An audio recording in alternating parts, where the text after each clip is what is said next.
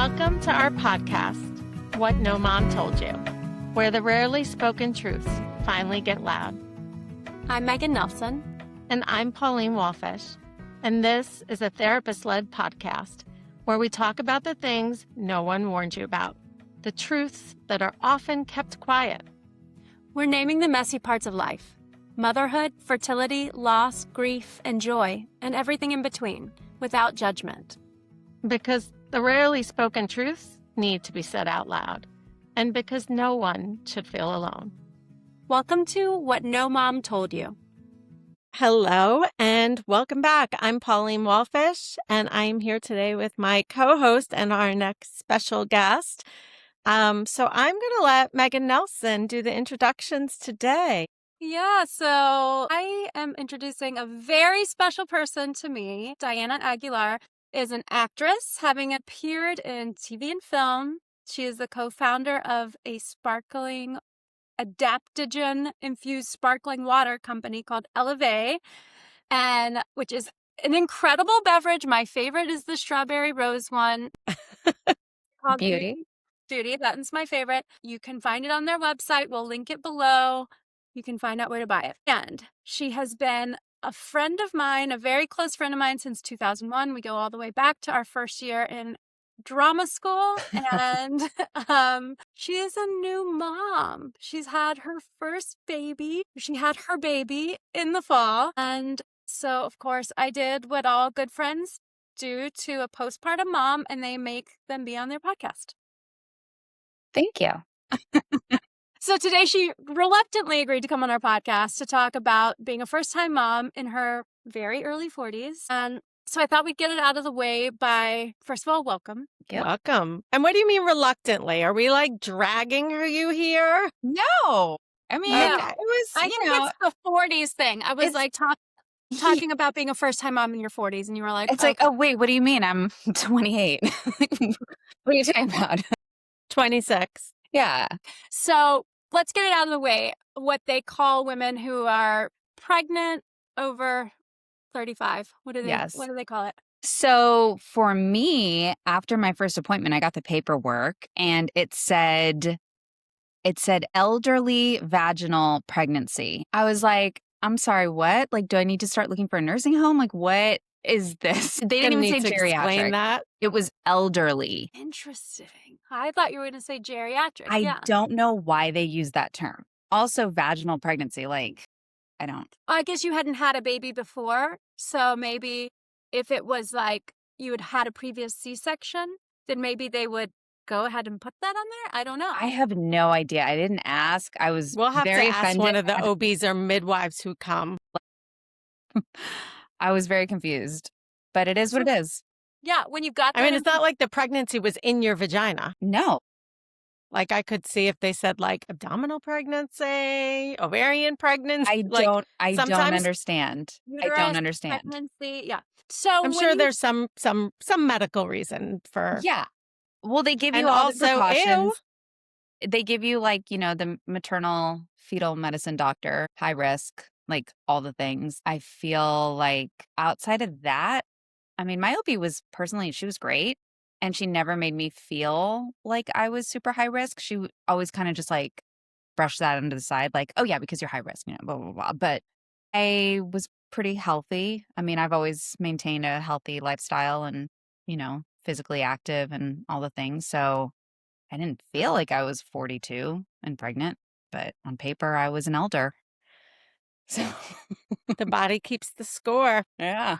So to talk a little bit about the journey of how you had your baby at 42. Like how I came to be pregnant at 42? Sure. I mean, you don't have to get into all those details. Right. I mean, I feel like it's, No, but like what led Not you very to becoming exciting. A mom? What led you to becoming No, a mom? it was very exciting. It was For exciting at whoever's the listening, time, It was the it was- most exciting day of your life. It was glorious. Okay. No, I mean, why? But were there any circumstances that led you to having a baby at 42 versus another time in your life? Yeah, I mean, I was living in Los Angeles, so I, met my husband in 2012, and we didn't actually become official until 2015, which was still a long time ago. But we were both in the industry. He's a producer and director. I was acting. I was also doing like odd jobs here and there. And we were both living in an apartment. Like it was just, it definitely, my lifestyle wasn't conducive to having a baby at that time. And then during the pandemic, things kind of settled down and nothing was really happening in the industry, in any industry really. And I started a business with my friend, sparkling water company. And then that kind of led my life at the time. Like I didn't focus on anything else. I didn't have anything else going on in my life. This literally took 100% of my effort and all of my mental and physical capacities. So during the pandemic, my business partner met a guy and they were the opposite of me and my husband. They immediately got engaged almost immediately. And he wanted to move to Austin. He had always wanted to move to Austin. So they ended up moving to Austin, getting married. And then, long story short, our business transferred from Los Angeles to Austin. So I was then going back and forth between LA and Texas. My family is based in San Antonio. And my husband and I had always spoken about, like, okay, if we get married, if we have a family, it's either going to be in Michigan, where he's from, or in Texas, where I'm from, so that we have that support from our family. You really need a village. And so with my business being in Austin and I was already going back and forth, it kind of just made sense for me to move here. And then ultimately he followed suit. But that whole timeline, it doesn't happen overnight. It was like there was a lot of things going on in between. It took him a long time to wrap up loose ties in LA before he could settle in Texas. And, that was a big move for him. He didn't know anybody here. He didn't have any contacts here. So just a lot going on. And then I had to get my business to a point where it wasn't as much of a struggle. There was a little bit more of a rhythm with the business, so that I kind of knew what I was doing there and then I could focus on other things. But when my husband did move to Austin in 2023, I think, it was like bam, bam, bam. Like we got engaged, we found a house, we got married, I got pregnant, done. Now we have a baby. So like it took us over a decade to get to that point, but then everything happened in like less than a year. It was crazy. I love when those things happen because people are always like, I know it seems impulsive, but like there was a slow burn up into this point. Like it's not like we just made this decision. Like I got pregnant 2 months after our wedding and everybody was like, oh my God, that's so fast. And to your point, it's like, this was like 12 years in the making. Yeah. So Yeah. So you and I have talked about that, like feeling behind, right? Mhm. And I've talked about it from my own perspective, which is I had kids I started having kids at 30, but then shifted gears because I have no family here. I had to couldn't afford childcare. So it's like everything for career-wise went on hold for me in order to raise my children. And then I went back to school and now have this career that I love.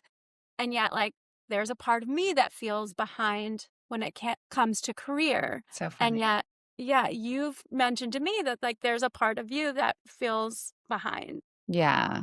In motherhood. Yeah. I mean, it's funny because the grass is always greener, right? So like it's just perspectives. But I definitely feel my age when it comes to having a newborn and now having an infant and having a baby. It's like, the number of times my husband and say this is why people have kids in their 20s and 30s is because the stamina is just not there. Like I need my sleep and I am not getting any sleep. I feel my knees like cracking when I pick the baby up off the floor. Like my back hurts. Like everything is sore. I'm just so much more like fatigued, but then I also still have other things going on. Like I'm still running a business and like we don't have childcare and the family helps where they can, but it's like I'm trying to answer emails while I have a screaming baby in the background and it's a lot. And I do Yeah. think that when you're in your 20s and your 30s, I definitely took my youth for granted. Like, I spent my energy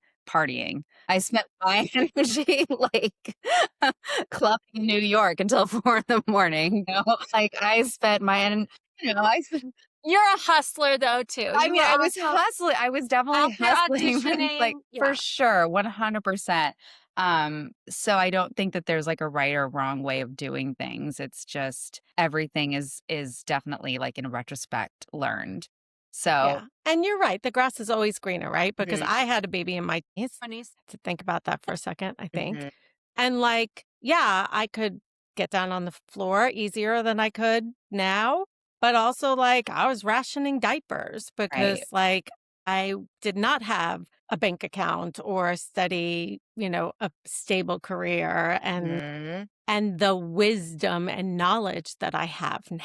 right. Right. So, you know what? It's a trade-off.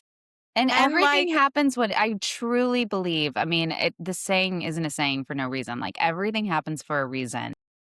and we hate that saying, right? Like it doesn't invalidate all of like the stuff that happened. And you're exactly where you need to You're be and where exactly you're where you meant need to to be be. right now. Exactly, exactly, and if I had a baby in my 20s and 30s, like, it wouldn't be the baby that I have now, and the baby that I have now is perfect, so, like, what. Right. And you wouldn't be the mom that you are now. Yeah. Exactly. That was my next question is what do you think that being a mom in your 40s, like what benefits do you have that are you able, what do you know now? What are you able to bring to the table that you couldn't in your 20s or 30s? I'm definitely a lot more patient. I think that's the number one thing for me is that because of all of the hustling that I've done in my life, right? Like rejected, like all the time as an actor in business, things failing all the time, having multiple breakdowns with work, having multiple breakdowns with different relationships, having, going through several moves, everything in my life I've learned I have, like, a sense of calm these days when it comes to struggle. Like, anything that doesn't work out, whether it's traffic, whether it's, running late for something, whether it's, like, uh, a bad batch in our sparkling water where we wasted $20,000. Anything that happens, my answer these days is just like, "Okay, what's next? Like, what's the worst case scenario?" And it's everything can be figured out and time, like, works through everything, even death, like, even, people getting sick, and it's like circle of life, like, everything, blooms again. So it's like, I just have this, um definitely not a zen state of mind, but, like, I'm at peace with a lot of things that don't go my way, and I didn't have that in my 20s and 30s. So, like, case in point, last night, I had a screaming baby for literally 5 hours. I was trying to calm her down, and I don't know what she wants. She can't talk, and it was very frustrating, and I felt myself feeling all the emotions and getting frustrated and everything like that. But then it's like, she looks up and she smiles every now and then. I'm like, "You're so cute." And then there's just this voice in my head that's like, what's the worst that's happening? She's crying. Like, she's not going to remember this tomorrow. She's not going to remember this a month from now. You're not going to remember this a month from now. This is just a moment. So I Yeah. feel like if I was younger, I wouldn't have that capability. I would Yeah. probably spiral and I would probably, I just didn't have that patience. Yeah. We all know that like little kids are resilient, right? They can fall, they can bang their knee, and then they get back up and like Mhm. go. And then I think as adults or teens, like we lose some of that resilience. And then maybe with age, it starts to come Come back, back. right? Yeah. And like as a trauma therapist, we call it like adaptive information, right? Like the bad thing still happened. And also, like, I believe I can handle it, or I'm going to make some meaning out of it. Hmm. I made it through it on the other side and we're still here. Yeah. Hmm. Yeah. What was it like for you when your friends were having kids before you? For So instance, you would come over and see my babies, yes, Yeah. yes. I mean, it was always, like, just so obviously so happy for everybody, and kids are so cute. One of the things that you and I spoke about, Megan, before was that I didn't know that my friends needed the support that they did when they were going through pregnancy and childbirth and raising a child. So Mm, you don't know. You just don't know. It's like this secret code of motherhood that, like, and parenthood too, because dads go through it too. But it's like you just don't know until you're there, until you right. experience it. So I told Megan, I didn't realize that my friends needed more than a, oh my gosh, your kid is so cute text. Like, they needed check-ins, they needed calls, they needed, if I'm local, they needed somebody to come over and hold the baby so that they could wash their hair. They needed somebody like I told my sister-in-law the other day who had 2 kids, her babies are 13 months apart. I'm like, "How did you do this?" Like, if I had known, I would have been around so much more. Like, I would have flown in from California and, like, stayed with you for a week. Like, I would have, you know what I mean? It's like you don't know. And so for me, watching my friends have kids was like, it was fun, I guess, to look at from the outside, Yeah, that baby's but so cute. so cute. But in retrospect, I regret not being there for them more. Like, for you, Megan, like I'm blown away. I'm blown away by I any. think she was just gonna say you were a hot mess. No, no, you seem to have it so together, but I'm, like, thinking about it, and I'm like, you were taking the subway with a newborn, like, you were going up and down stairs, you had dogs that you had to walk, like, I don't understand how you did it. Well, there's a reason we moved down to the city. Yeah, for sure, for sure, but After the second one, I was like, yeah, this is the worst. Yeah. but yeah, So if all of your friends had babies before, and or not all of them, but lots of them had good. babies before you, like you were at the other end, you must have heard about like all of the complications of pregnancy and delivery and all the horror stories that might happen, right? Like you must have. We saved her from that. Do you think you did? We I thought we think did. that moms talk about it with other moms who have gone through it, but you don't really talk about it to, like, I'm trying to, because they don't You don't want to relate. scare them from Well, having. you don't wanna scare them, but You think also you would scare her out of wanting to have children? No, but I'm not going to tell you about my shoulder dystocia because it might not ever happen to her, So I'm like, why would I put that on yeah. her? I mean, I have friends who don't have kids now or, like, they're younger, they're in their 30s. Like, there's no reason I haven't really spoken to them about my labor. I haven't spoken to them about, raising kids. Like, sure, if they check in and they're like, "How are you doing?" I'm like, "Oh my god, it's so hard." But, like, you can't really indulge because it's kind of, I don't know, it's just difficult to relate to somebody who hasn't been through it. And I understand that, and I was never that person for my friends who had kids. Yeah. They're talking about we don't know what's normal for other people. Something Yes. can happen to us, and we're like, Yes. that was weird. That too. So, Yes. like, why would I talk about it when it's not going to happen for For them? sure. Right. Right. But 100%. then we wind up in this vacuum where like only the people who know or the people who've been through it, and then the people who have never heard of it or been through it suddenly wind up there and they're like, I didn't know this could happen.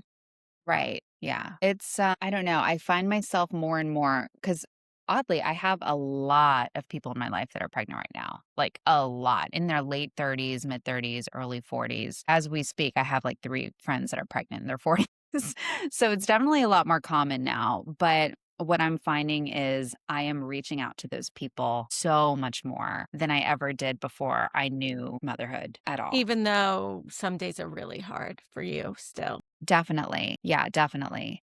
But I know that, like, I know what the isolation of pregnancy feels like, and I know what the isolation of, like, postpartum feels like, and it's like I wanna be that support for them that I felt I needed. Yeah. So before we turn the camera on, you were talking about, how and I'll let you tell the story however you want to, but things didn't always go the way that you thought that they might. Mhm. Right? And as a trauma therapist, I was like, "Okay, you're okay talking about this? Like, we don't wanna re-traumatize you." And you told us, like, you totally got it. You're doing your Mhm. own work. Feel good talking about it and have all of the tools that you need to be able to manage any feelings that come up for you. And you have a great friend you can call for, some extra support anytime. But, like, what was that like Giving birth. having been, not the first person in your group to have a baby and then finding yourself in a unexpected situation? Well, I had mentioned that, I had a birth plan and I wanted to do everything like in the ideal, like you have this ideal birth story in your head. Originally, I wanted to have a home birth, but we live in the country and the nearest hospital is 40 minutes away. So that didn't seem smart, especially being an elder having a baby. So wise, so wise. Right. So my elder brain kicked in and I was like, I should probably be closer to a hospital. So I spoke to my OB about it and we decided to have a hospital birth. But I went a really long time. I went 41 and a half weeks. And my OB was kind of scaring me a little bit. Like, I don't want you to go to 42 and this could happen. I had a doula who also happens to be our good friend who we went to school with. And she was just telling me, like, you can do whatever you want, but this baby is healthy and it seems like she's comfortable in there. And, women do give birth at 42 weeks. And I don't know, I just kind of felt like I could wait, but I ended up listening to my doctor and getting induced. So, against what I originally wanted, I got induced and it ended up being a very, very, very difficult labor. And the other thing wanting a natural birth was I didn't want to be medicated. So, I didn't take the epidural and I labored unmedicated for 24 hours, a little under 24 hours. And it was really, really intense. It was exhausting. My husband, myself, and my doula, none of us had slept in like 3 days. Like it was a very, very long, painful process. And then the baby wasn't dropping. I ended up getting induced again with a higher dose. And then that just made everything kind of like spiral. Um, Um, where my doctor was like, you're going to need the epidural. Like your body has been through it and this is too much trauma for your body. So I ended up getting the shot. And then I ended up pushing for about 3 hours, but the baby's shoulder was getting stuck and she wasn't coming out. So then after pushing for 3 hours, my water had been broken for over 24 hours. The doctor was like, this is way too much. We need to get her out. We're going to the OR. So I ended up having the cesarean and then she came out like super fast and I was just like bawling. Like it was just so, so, so much that happened in over those like 2 days basically. And the cesarean, okay, I think going through that long, long labor, pushing for as long as I did, having the cesarean, and then my doctor stitched my abdominal muscles together. So that was like an added surgery on top of the surgery. And I had a really, really difficult recovery.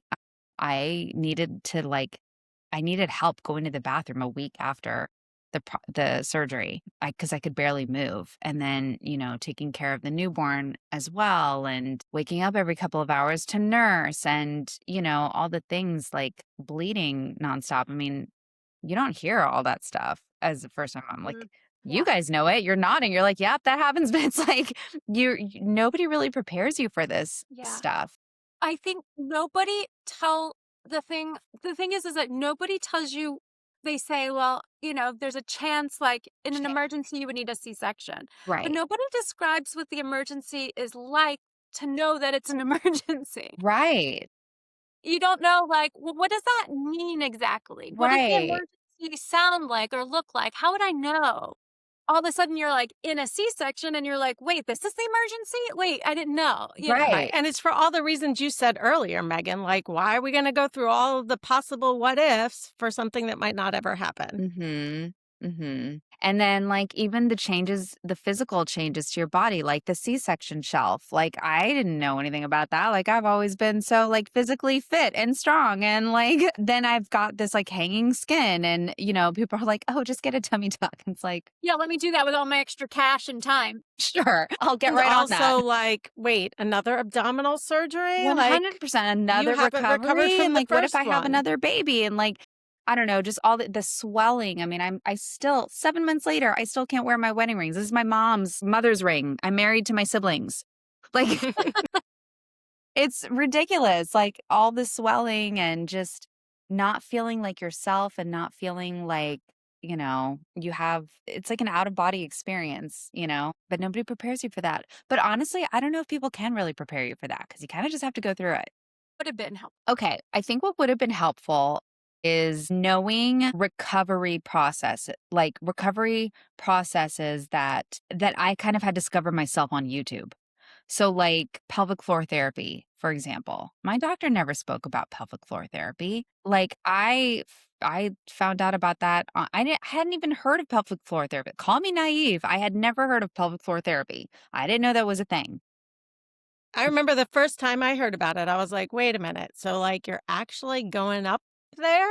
Yeah. And they're like, yeah. And I was like, I mean, there are women peeing themselves for 20 years before they're like, oh, that's an option. Pelvic Yeah. floor therapy, right. That should be something that you're planning for in advance. Like, find a place to go to in case in case this happens. Learn the exercises in advance so that you can start doing them from home if you need to. Scar massaging, like nobody ever spoke to me about that. Scar mobilization.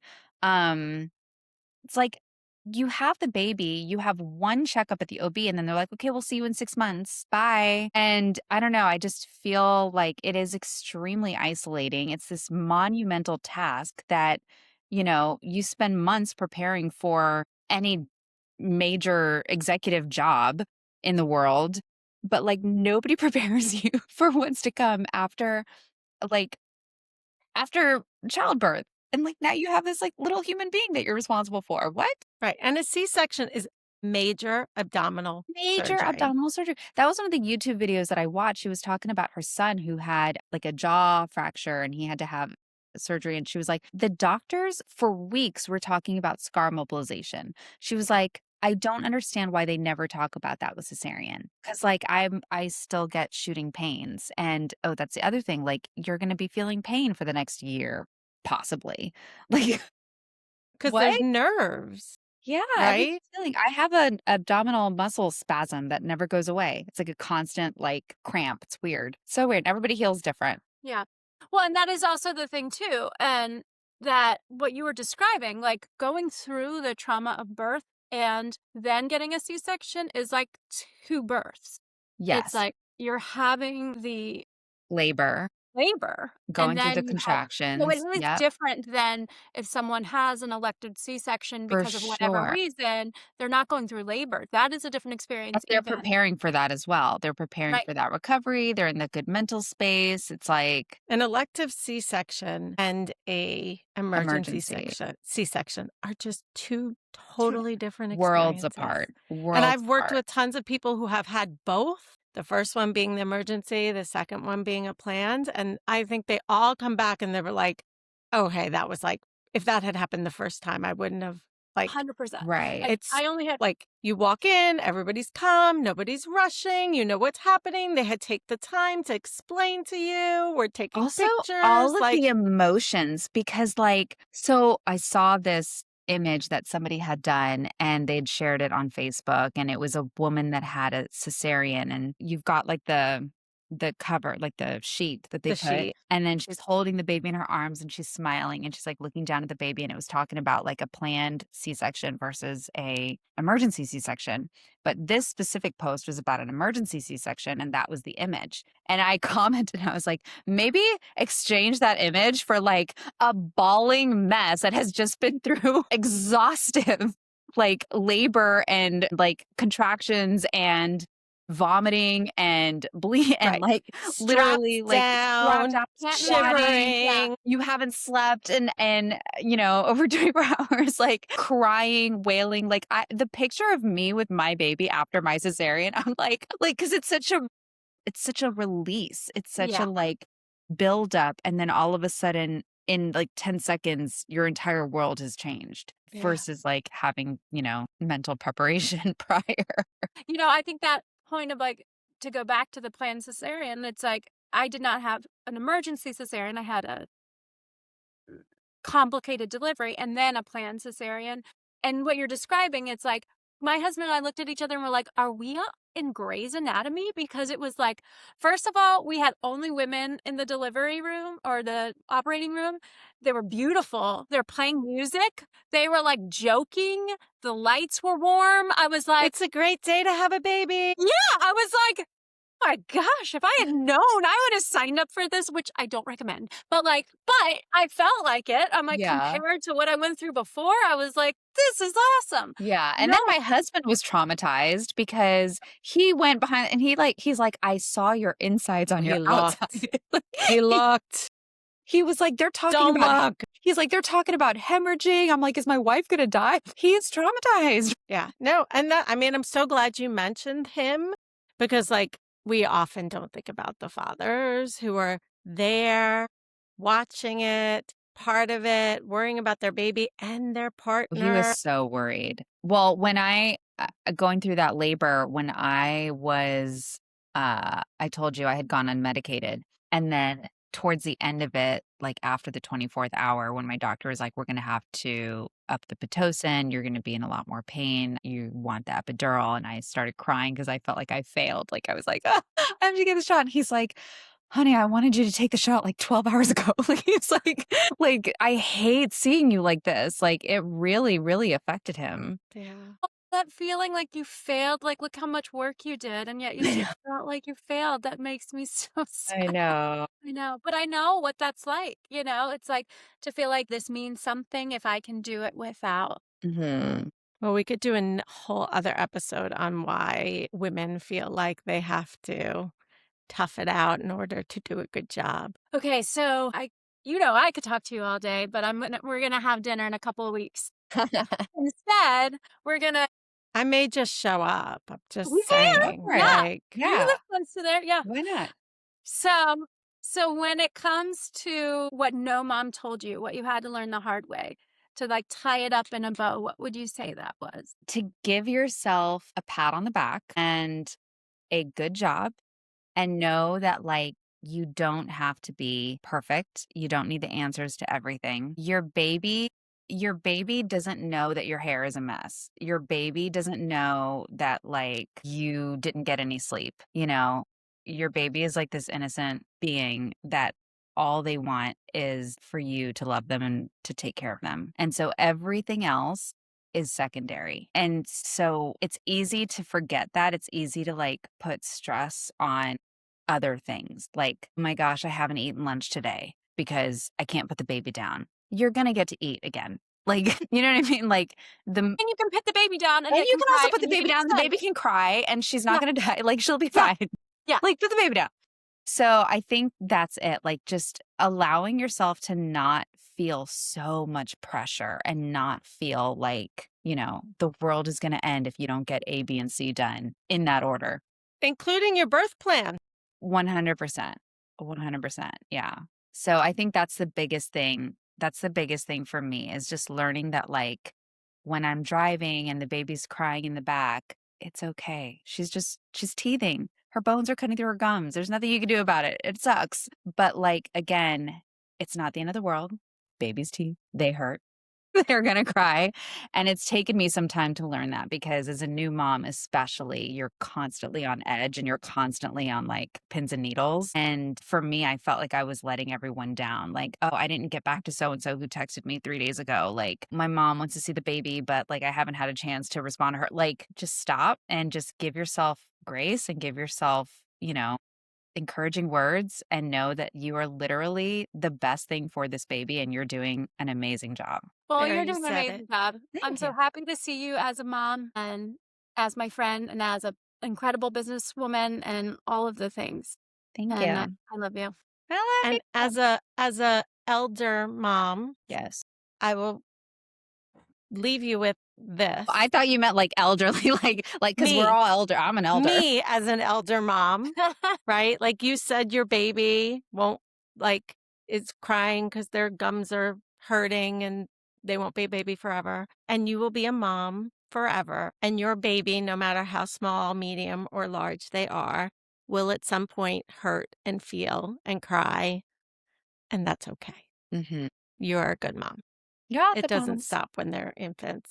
I'm just giving you a little foreshadowing here. Yeah, The next part will also be bumpy. I'm Yeah. sure. It also sucks. Yeah. Postpartum is forever, Yeah. and you have the right attitude, right?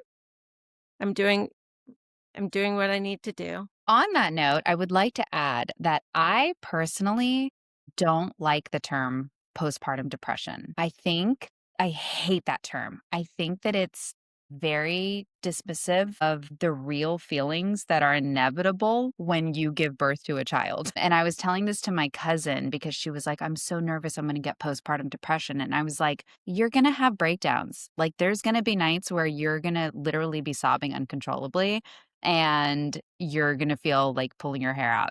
But that's just because of the given circumstances that you're dealing with. Like it's not, and like you just lost a ton of, like your hormone levels literally just dropped in a matter of seconds.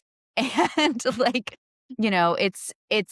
it's so normal to feel these things, but people I, I mean, you guys are the experts, so you know more than me, but like I feel like there's not enough, I'll use the word again. I hate this word. I feel like it's overused, but I feel like there's not enough grace given to women who are going through very, very real trauma that comes, from going through labor and going through pregnancy and going through childbirth and, having a newborn and everything. And there is definitely a spectrum of like what is normal Right. and what is And I think a lot of times postpartum depression. Like, I right, don't and think I we think can, a I lot of think you're right, times lumping people it all label together. something that's normal as like, I think that there's real postpartum depression, but I feel like that term is used very loosely. And it's like, "Oh my gosh, I'm having a bad night and I'm super stressed." And it's like, "Oh, she has postpartum depression." Well, Yeah. that's telling us that we need to really put out a PMAD episode too. Right. Yeah. Do you know the word matrescence? Uh-uh. Oh, maybe we need a matrescence episode, Ooh. right? It's the developmental phase of becoming a mom, like similar to adolescence, right? It's Mm, the hormone shift, the identity changes, the mood fluctuations that is just a normal part of being a mom. And you're right. right, it's And then different from a sometimes PMAD. there's additional depression, anxiety, rage, OCD. Like you can have all sorts of what we call PMADs, perinatal mood and anxiety disorders. It's like a umbrella term. Mhm. But yeah, I hear you. Like things just get sort of like swept up in that term postpartum depression and either pathologized or minimized.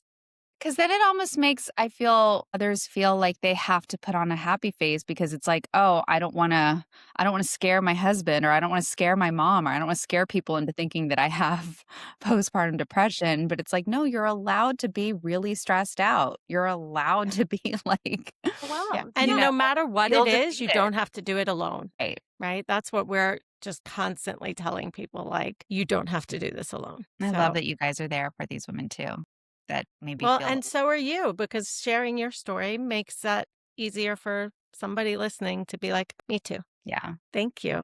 of Thank course. you. Thank you You're the guys. best. Yay. Bye, guys. Thanks for spending this time with us. If you found yourself nodding along or saying, same, that's kind of the point. We hope you leave today feeling a little less alone. This is what no mom told you. And yeah, there's more where that came from.